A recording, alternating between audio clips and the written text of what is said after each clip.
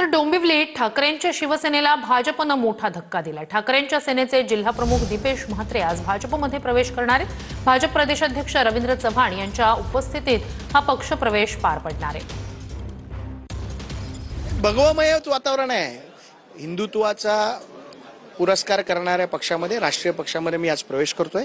प्रवेशानंतर सविस्तर मी आपल्याशी संवाद साधेन।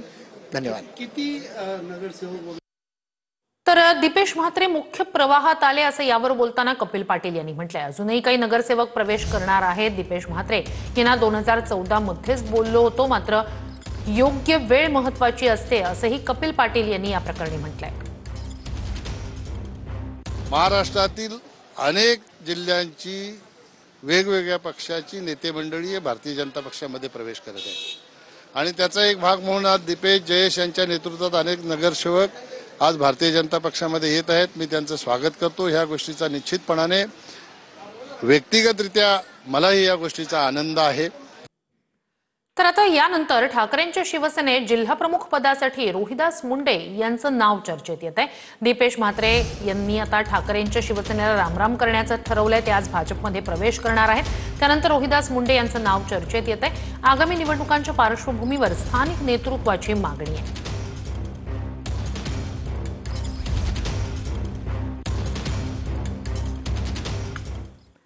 तर दुसरीकडे भाजपमध्ये प्रवेश करण्याआधीच महेश गायकवाड यांची शिवसेनेत घर वापसी रात्री झाल्याचं पाहायला मिळालं। महेश गायकवाड यांच्यावर संपर्क प्रमुख पदाची जबाबदारी देण्यात आली।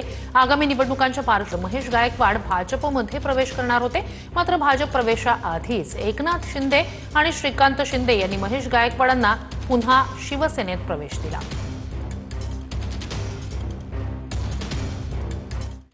पुढच्या घडामोडीकडे कुबड्या तोडायच्या आणि चुलीत घालायच्या असं दिसतंय। बीएमसी निवडणुकीनंतर शिंदेंनाही राजकीयदृष्ट्या संपवलं जाईल असं रोहित पवार यांनी म्हटलंय। भाजपला शिंदेंची गरज, बीएमसी निवडणुकीपुरती असं वक्तव्य सुद्धा रोहित पवार यांनी केलंय। जी गरज संपलेली आहे हे आपल्या सगळ्यांना तिथं माहीत। अमित शाह साहेबांनी इथं येऊन सांगितलंय की आता आम्हाला कुबड्यांची जरूरत नाही, त्यामुळे कुठे ना कुठेतरी कुबड्यांची ताकद कमी करण्याचा प्रयत्न त्या ठिकाणी केला जातो। काही लोकांची अपेक्षा होती की आदराने कुबड्यांना कुठेतरी एखाद्या खोलीमध्ये टांगलं जाईल, भिंतीला टांगलं जाईल, पण इथं असं दिसतंय की कुबड्या तोडायच्या आणि चुलीत घालायच्या।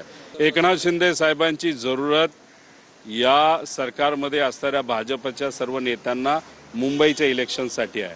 मुंबईचं इलेक्शन जसं संपेल तसं एकनाथ शिंदे साहेबांना सुद्धा टार्गेट केलं जाईल। त्यांना पूर्णपणे राजकीय दृष्टिकोनातून संपवण्याचा प्रयत्न तिथं केला जाईल। तर एकला चलो रेचा नारा शिवसेनेनं दिला नाही असं तानाजी सावंत यांनी म्हटलंय। सर्व उमेदवार देण्याची तयारी आम्ही ठेवली आहे असंही तानाजी सावंत यांनी स्पष्ट केलंय। एकला चलोचा नारा हा शिवसेनेनं दिलेला नाही। हा समोरच्या पक्षांनी, जे काही मोठे पक्ष असतील छोटे असतील, त्यांनी आमच्या पक्षाला कुठेही विश्वास न घेता गेल्या 8 दिवसापूर्वी 10 दिवसापूर्वी एकला चलोचा नारा दिला होता आणि म्हणून माझ्याही पक्षानं कुठे गाफील न राहता आमच्याकडे आमची संपूर्ण उमेदवारीची तयारी आम्ही ठेवलेली आहे। एक महत्त्वाची घडामोड आहे। शरद पवारांच्या राष्ट्रवादीच्या कोर कमिटीची बैठक आहे। बैठकीसाठी शरद पवार वायबी चव्हाण सेंटरमध्ये दाखल झालेत। आजच्या या बैठकीत राज्यभरातील जिल्हा पातळीवरच्या समीकरणांचा आढावा घेतला जाणार आहे। आढावा घेतल्यानंतर स्थानिक पातळीवरील युतीबाबत निर्णय होणार आहे। काही ठिकाणी अजित पवारांसोबत जाण्याचा सूर कार्यकर्त्यांचा समोर येतोय। बातमी चंद्रपुरातून आहे। काँग्रेसचे शहराध्यक्ष रामू तिवारी यांची पदावरून उचलबांगडी करण्यात आली।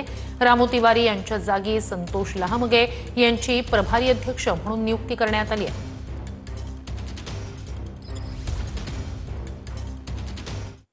तर रायगडमध्ये महायुतीतल्या 2 पक्षांमध्ये वाकयुद्ध सुरू आहे। त्यांनी त्यांची ताकद दाखवावी, आम्ही आमची ताकद दाखवू असं गोगावले यांनी म्हटलंय। भरत गोगावले यांनी तटकरेंना हा इशारा दिलाय। तर रायगडमध्ये पहिलं प्राधान्य भाजपला देणार असंही गोगावले यांनी म्हटलंय।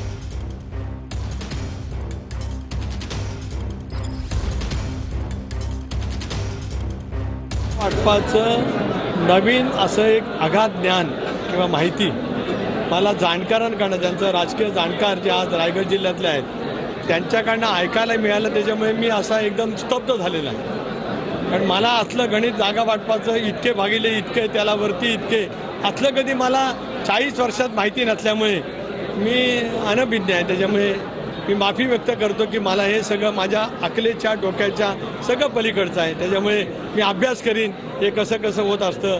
त्याचा आम्ही दखल घेतलेली आहे, हरकत नाही आहे. ते आम्ही दाखवूया. असं नको वाटायला की कोणीच काय आम्हाला बोललं नाही, काय नाही. मंत्री म्हणून आमची जबाबदारी होती, जे आम्ही मांडलं, सांगितलं ते सांगितलं. त्याबद्दल दुमत नाही. कोणाला पटो अगर न पटो हरकत नाही आहे. त्यांनी त्यांची ताकद दाखवायची, आम्ही आमची ताकद दाखवतोय. आता पाहूया, दूध का दूध पाणी का पाणी आपण दाखवून देऊ. तर युती व्हावी ही सर्वांची इच्छा असं राजन तेली यांनी म्हटलंय. युती झाल्यास सर्व नगरपालिकांवर भगवा फडकेल असंही राजन तेली यांनी म्हटलंय. त्याच्या बैठकीतला माझा व्हिडिओ बघा. युती व्हावी ही आमची सगळ्यांचीच इच्छा आहे आणि युती झाली तर 50 पैकी 50 जिल्हा परिषद आणि सगळ्या 4ही नगरपालिकेवर भगवा फडकेल. हे आमचं पहिल्यापासूनच म्हणणं आहे, आताचं म्हणणं नाही आहे. पण तरी पण पार्टीने सांगितलं पण तयारी करा, म्हणून मी तयारी करतोय. बाकी काय आम्ही कुठले उमेदवार ठरले काय केलं नाही, पण युती जर झाली तर सगळ्यांसाठी चांगली आहे.